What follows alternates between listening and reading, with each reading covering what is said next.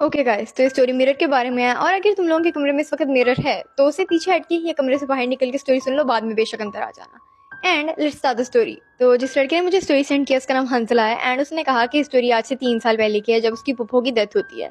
अब सिचुएशन कुछ इस तरह की है कि जो उसकी पुप्पो थी उनकी एज थी 47, लेकिन उन्होंने कभी शादी भी नहीं थी की और उनके कोई बच्चे भी नहीं थे, और वो खानदान में किसी से इतना मिलती नहीं थी, और वो एक अकेले घर में रहती थी जिसमें और कोई भी नहीं रहता था। उनकी फूफो की डेथ होती है और ये लोग सफाई करने के लिए उनके घर जाते हैं। उनके जनाजे के बाद जब सब कुछ हो जाता है ना, तो उनकी चीज़ों को समेटने के लिए, उनकी चीज़ों को लेके आने के लिए, या कुछ चीज़ें समेटने के लिए, कुछ चीज़ें लोगों को देने के लिए उनके घर जाते हैं और सफाई कर रहे होते हैं। अब इसने कहा कि इसकी मम्मा और इसकी आपी और बाकी लोग तो सफाई वगैरह में बिजी होते हैं ना, तो ये जो था ये अपनी पुप्पो के कमरे में होता है और उनके ड्रेसिंग टेबल के पास खड़ा होता है। तो जब ये उनकी पुरानी पिक्स को देखने के लिए दराज वगैरह खोलता है, चीज़ें समेट रहा होता है, साथ अपनी मम्मा की हेल्प कर रहा होता है, तो इसको एक चीज़ नजर आती है। और वो चीज़ थी कि एक रेड कलर का कपड़ा था और उसके अंदर और इर्द गिर्द बाल लगे हुए थे। तो इसने कहा मे बी कोई कपड़ा है जिसे फेंकना हो, लेकिन वो भूल गई हूँ तो मैं फेंक देता हूँ। आई डोंट नो कि किसी इंसान के घर जाके आप उसकी चीज़ों को इतनी डिटेल में देख सकते हो जो कि जिसकी डेथ हो चुकी हो, बट मैंने कभी ऐसा नहीं किया तो मुझे पता नहीं है।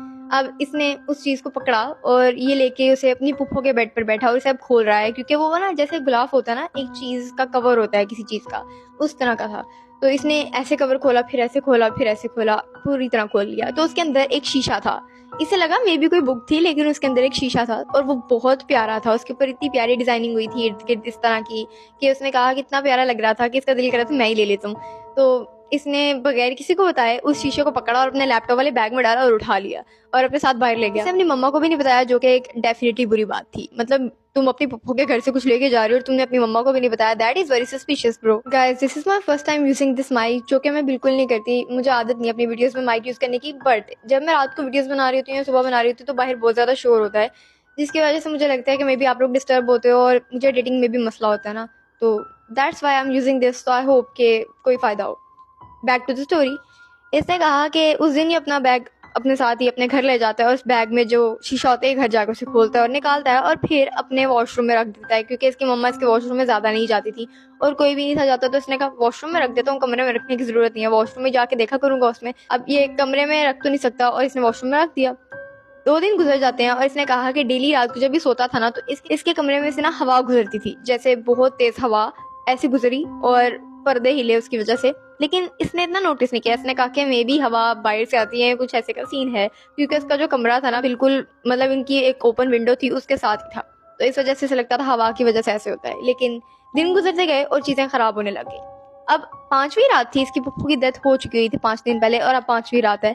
ये अपने कमरे में सोया हुआ है और इसको वॉशरूम में से बहुत अजीब सी आवाज आती है। वॉशरूम में से ऐसी की आवाज आती है कि जैसे कोई शीशा है ना, उसके ऊपर कोई अपना पूरा हाथ इस तरह मार रहा है।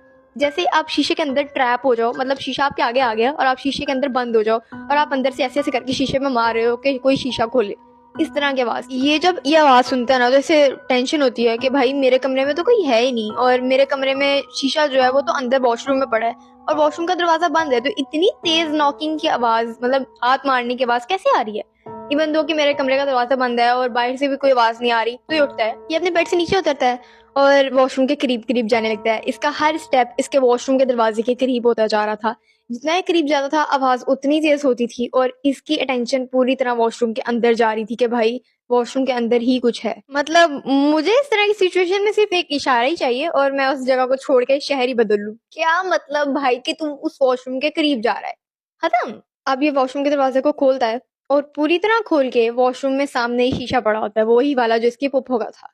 तो ये उसकी तरफ देखता है और इसको अपना रिफ्लेक्शन उस शीशे में नजर नहीं आ रहा होता। मतलब ये बिल्कुल सामने खड़ा है और जब आप शीशे के सामने खड़े होते हो तो जाहिर बात है जो आप कर रहे हो शीशे में भी नजर आएगा, लेकिन इसे अपना आप शीशे में नहीं नजर आ रहा होता, जिसकी वजह से इसे बहुत ज्यादा टेंशन होती है और ये दिमाग इसका फटने वाला हो जाता है कि व्हाट द फक। तो ये पास जाता है, उस शीशे को इस तरह ही पकड़ता है और जिस कवर में वो लेके आया था ना इसे शीशे को, उसी कवर में शीशे को बंद करता है और अपने कबर्ड में फेंक देता है कि भाई मैं मम्मा को तो नहीं बता सकता वरना मुझे मम्मा से डांट पड़ेगी और अब मैं इसे इस तरह वॉशरूम में भी रख नहीं सकता। भाई ये कितना पागल है, इसने उस घर से शीशे को लाकर रखा भी किधर है, वॉशरूम में, जहां पर पहले ये चीजें होती हैं।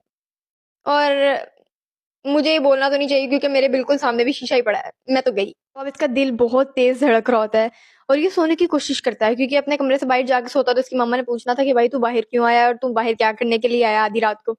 ये सोता है और इस तरह सुबह हो जाती है।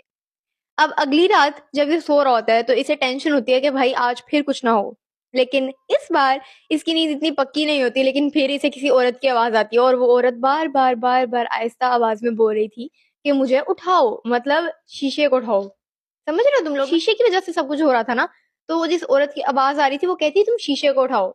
ऐसे फील हो रहा था कि जैसे शीशे के अंदर कोई चीज है और वो कहना चाह रही है कि मुझे उठाओ, मुझे डर लग रहा है और मुझे डर लग रहा है। तो इसे बहुत ज्यादा गुस्सा आता है और ये उठता है कि शीशे को पकड़ के तोड़ देगा। ठीक है, इसने ये लिखा मैसेज के अंदर कि शीतल मेरा दिल कर रहा था मैं शीशे को पकड़ के नीचे मारूं और वो शीशा टूट जाए। अकल ही नहीं है, क्या कह सकती हूँ मैं।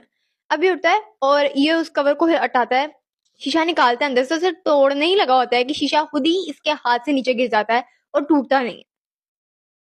शीशा टूटता नहीं है, हाउ इज दैट पॉसिबल कि एक शीशे की चीज नीचे गिरे और वो ना टूटे। I am done. इसने कहा कि जब शीशा नीचे गिरता है और टूटता नहीं है ना तो इसको डर लगता है कि oh my God, oh my God मुझे कुछ करना है। और ये भाग के, मतलब कुछ सोता नहीं है ना, शीशे को ढाता ना कुछ, मतलब इस बार इसे मामा से भी डांट पड़ जाए तो ठीक है, ये भाग के ना अपने कमरे के दरवाजे को खोलने लगता है, लेकिन कमरे का दरवाजा नहीं खुलता। और इसे ऐसा फील होता है कि किसी ने ना इसको यहाँ से पीछे से, जैसे अगर तुम लोग आगे खड़े और मैं पीछे से आके तुम लोग ऐसे गला दबाने की कोशिश करूँ, ये वो वाला सीन था। इसने कहा कि कोई पीछे से आता है और कोई पीछे से ना इसके गले को ऐसे पकड़ता है, इसकी गर्दन को, और इसे ना अंदर की तरफ खींचता है। ठीक है, तो जब कोई चीज इसे पकड़ती है तो दैट वाज द एंड। ये इतनी ऊंची ऊंची चीखें मारता है, इतनी ऊंची ऊंची चीखें मारता है, मामा मामा बाबा भाई, ऊंची ऊंची चीखें मार के अपने घर में एक एक बंदे को बुलाता है। और ऑब्वियसली इस बार इसकी मम्मा को इसकी आवाज चले जाती है, जो कि मेरी नॉर्मल स्टोरीज में ऐसा नहीं होता। मुझे यहाँ तक जितनी भी तुम लोगों ने स्टोरी सेंड किया ना, तुम लोगों ने यही लिखा हुआ है कि जब भी तुम लोग किसी को आवाज देते हो तो कोई तुम लोगों की आवाज नहीं सुनता। लेकिन इस बार इसकी मम्मा को भी आवाज जाती है, इसके भाई को भी जाती है, तो वो दोनों ना भागे हुए आते हैं और वो आगे इसके दरवाजे को पूरी जोर से खोल रहे हैं, लेकिन दरवाजा नहीं खुल रहा। फिर इसका जो भाई होता है दरवाजा तोड़ता है और फिर ये अंदर जो होता है ना, ये गिरा होता है। इसका भाई आगे से पकड़ता है और इसे उठा के ना ऐसे कंधे से इसकी मम्मा और इसका भाई बाहर लेके जाते हैं, सोफे पे से बैठाते हैं, पानी वगैरह पिलाते हैं। और इस चीज में ना कोई 45 मिनट गुजर जाते हैं, उसके बाद से सांस इसका नॉर्मल होता है, इसे समझ आती है कि क्या हुआ। तो इसकी मम्मा से पूछती है कि पूरी डिटेल में हमें बताओ कि क्या हुआ है। तो ये बताता है कि फूफो के घर से मैं इस तरह शीशा लेके आया और फिर ये सब कुछ हुआ और इस तरह ये इतनी रातों से हो रहा है कॉन्टिन्यूसली। तो इसकी मम्मा कहती है इसके भाई को, चलो फूफो के घर चलते हैं और तुम शीशा लेके आओ अंदर से। ये कहता है मैं अकेला नहीं लेके आऊंगा। तो इसकी मम्मा कहती है चलो मैं जाके लेके आती हूँ। इसकी मम्मा इसके कमरे में जाती हैं, शीशे को पकड़ती हैं, उसी कवर के अंदर रखती हैं और दोबारा बाहर आती हैं। ये तीनों, इसका भाई बड़ा, ये और इसकी मम्मा, इसकी फूफो के घर जाते हैं, जो कि ये अब सेल करने वाले थे। और इसने कहा कि फूफो का घर जो था ना, वो दादा वो लोग सेल कर रहे थे ऑब्वियसली। तो वो घर सेल होने वाला था और इसने कहा कि हमने उसी जगह पर जाके दोबारा बाहर इस तरह होल किया जमीन के अंदर और उसके अंदर उसी शीशे को रखा कवर समेत और उसके ऊपर मट्टी कर दी और मट्टी करने के बाद उस जगह पे गमला रख दिया। क्या मतलब, क्या मतलब कि जिन्होंने दोबारा घर खरीदना है उनके साथ वो सब कुछ होगा। भाई नहीं, तुम लोग वो घर नहीं खरीद सकते, कोई भी नहीं खरीद सकता। मैं नहीं कह रही कि तुम लोग खरीद। कुछ दिन गुजर जाते हैं और ये लोग उस शीशे को उस जगह पर खोद के रखा है, इसे ऊपर गमला था। और इसने कहा कि उसके 2-3 माह बाद भी घर सेल नहीं होता। इन्होंने बहुत कोशिश की कि वो घर सेल हो जाए, लेकिन कोई भी उस घर के पास जाता ही नहीं है। इसने कहा कि किसी को ये नहीं लगता था कि उस घर के अंदर कोई ऐसी वैसी चीज है, बस वो घर सेल ही नहीं होता था। जो भी आता था उसे वो घर पसंद नहीं आता था और वो खरीदता ही नहीं था। और बस दैट वाज द केस। वो घर जो इसकी फूफो का घर है वो अभी तक सेल नहीं हुआ। वो असल में इसके दादा वो लोगों का ही घर था, बस इसकी फूफो वहां पर रहती थी ना। तो कहा जाए तो लीगली तौर पे इसके दादा अबू का घर था वो, और वो अभी तक सेल नहीं हुआ। और वहां पर कोई रेंट पे भी नहीं आता, कोई वैसे भी नहीं आता। और वो बहुत खराब हालत में होता जा रहा है वो घर, इवन दो कि ये उस घर को सफाई करने जाते हैं उसकी। और इसकी मम्मा ने कहा कि उसके बाद वो 2-3 बार उस घर में सफाई करने गई थी, लेकिन वो कभी भी उस गमले वाली साइड पर नहीं गई जहां पर इन्होंने वो शीशा नीचे दफन किया था। तो that is the whole story. And मैं कहना चाहती हूँ कि शीशे जो भी है ना, किसी के भी शीशे हो, चाहे आप लोगों के अपने घर के हों, किसी और के हों, कहीं से भी हों, पहली बात तो ये, आप किसी को चीज ना कभी उसके बगैर इजाजत उठा के लेके आओ, और स्पेशली अगर वो बंदे की डेथ हो चुकी हो। दूसरी बात ये है कि कभी शीशों के पास रात के टाइम मत जाओ। और मेरी मामा ना शुरू से इस तरह करती हैं कि हमारे घर में जितने भी शीशे हैं ना, हम लोग उस पर कवर डाल के सोते हैं, कोई भी चादर या कोई भी कपड़ा डाल के सोते हैं। मेरी नानू भी ऐसे ही करती होती थी और ये स्टार्ट से हमारे घर में इस तरह होता है।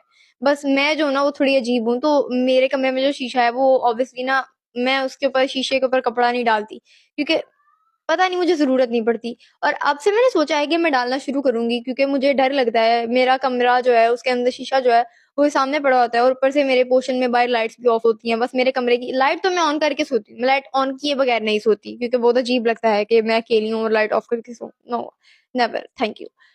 So yeah, guys, that was the whole story, and I hope you guys like this story. And if you do like this story, then follow, like, and comment if you want to. And guys, तुम लोग खाने के लिए कुछ पकड़ लिया करो जब मैं कहती हूँ पकड़ लो खाने के लिए, क्योंकि मैं भी साथ साथ खा रही थी स्टोरी सुनाते हुए। तो या अब बाय, टेक 2 तो होगा। बाय।